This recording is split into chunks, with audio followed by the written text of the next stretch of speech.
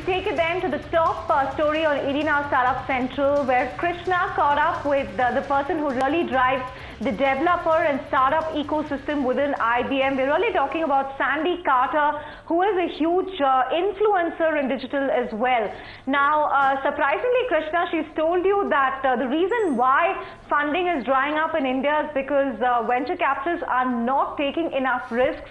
But you know, the trend that we've seen here is that there is a reality check that's really happening because of all the euphoria last year. But let's really hear out what Sandy Carter had to say and the steps that IBM is taking to really develop the startup ecosystem here.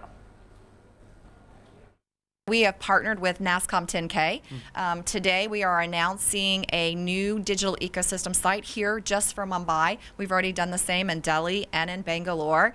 So that is a digital ecosystem, a way for startups to connect with venture capitalists and angels and other startups.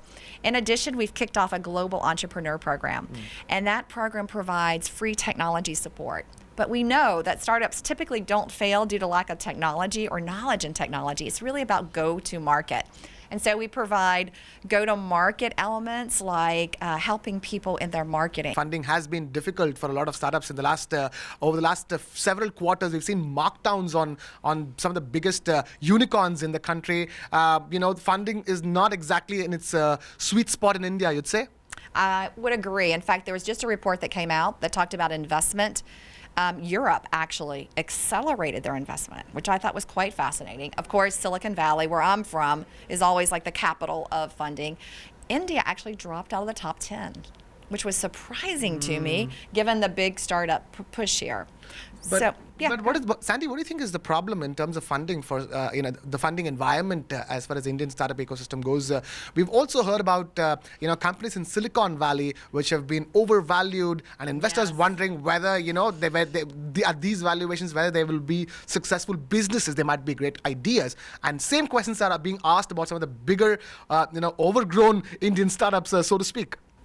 Yeah, you know, I think that you don't need to overfund a company. I think actually underfunding a little bit is good, because then you innovate more and you create more. But you've got to have a base level of funding. Here's some of the differences I see between Silicon Valley and, you know, Bangalore, Mumbai. Risk. It's about taking risk, and it's about how you see your investment being made. In Silicon Valley, they want you to garner clients. You know, in the SaaS world, it's a winner take all. So the first one to the finish line usually wins, right, in the market. Unlike other forms of business where you could be a fast follower and still really do well. In order to win in that winner takes all market, you've got to be willing to take a little bit more risk.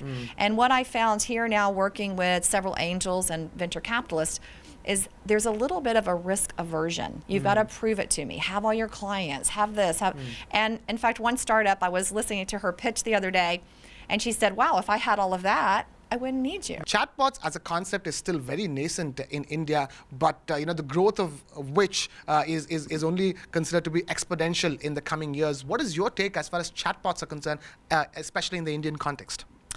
I think they are an amazing addition, and especially with the skills you have in your developers. So, you know, we talked earlier about you have so many more artificial intelligence and machine learning startups here, or developers here, I guess I should say. Not startups yet, but developers here. You also have seen a big increase in Internet of Things. Chatbots, I think, are a brilliant way to solve a lot of service problems.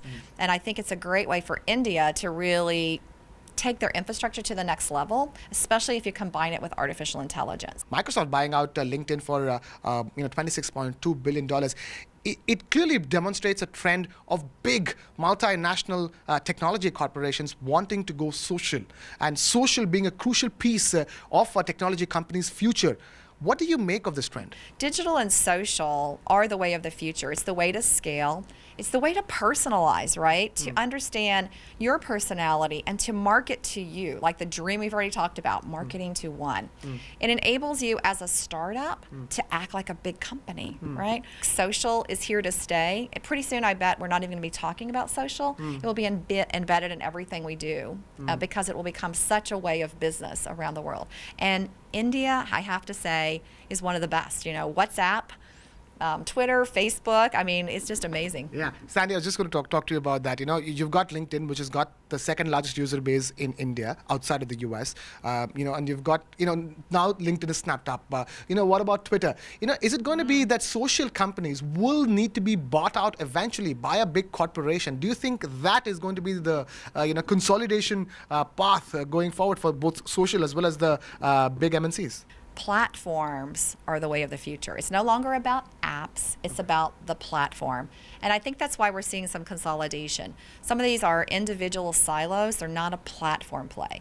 So I don't think you have to be bought out, but I think you have to start thinking, what is your platform play, not what is your app play, not what is your app strategy, but what's your platform play. And I think that's why you're seeing a lot of these folks move on and get snapped up as well. Right. And WhatsApp, by the way, was actually part of our startup program many moons ago. So, and now they're a Dragon. Fitbit, one of our early entrepreneurs in our program too. So it can happen. Find us on Facebook at facebook.com/ETNow and don't forget to click the like button. You can also follow us on Twitter at ETNowLive. To stay updated with all our programming, hit the subscribe button on our YouTube channel by logging on to youtube.com/user/ETNow.